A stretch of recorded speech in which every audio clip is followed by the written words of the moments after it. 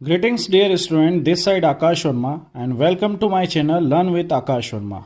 Today we will deal with the question of integration, definite integrals. In this integrals we have given limit -2 to 2 modulus of x minus 1 dx.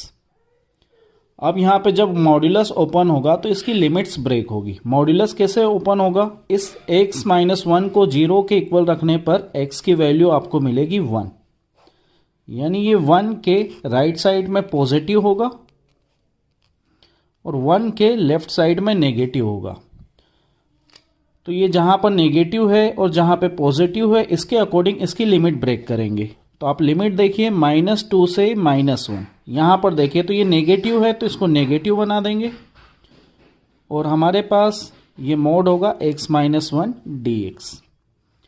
Second 1 से 2 में ये positive है तो यहाँ पे mode में positive sign लगाएंगे, यानी मॉड्यूलस हटाकर यहाँ पर साइन लगाना है। -2 से -1 में नेगेटिव है, 1 से 2 में पॉजिटिव है। अब इसका इंटीग्रेशन करना है और लिमिट्स हमें पुट करनी है।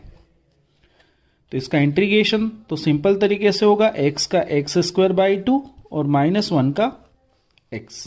लिमिट -2 से 1 इसमें हमें पुट करनी है, यहाँ पे अगेन प्लस साइन। इसका इंटीग्रेशन सिमिलर होगा x² / 2 - x, लिमिट 1 से 2।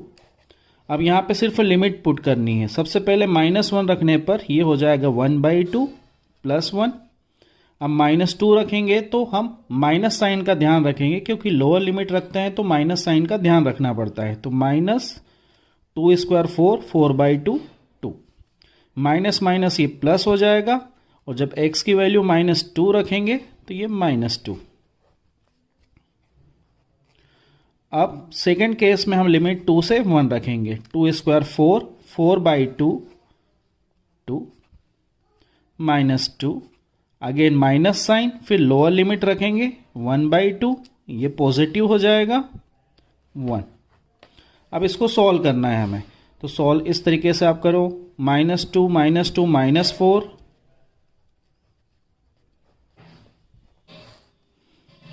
प्लस 2 - 2 0, 1 में से 1/2 जाएगा तो 1/2।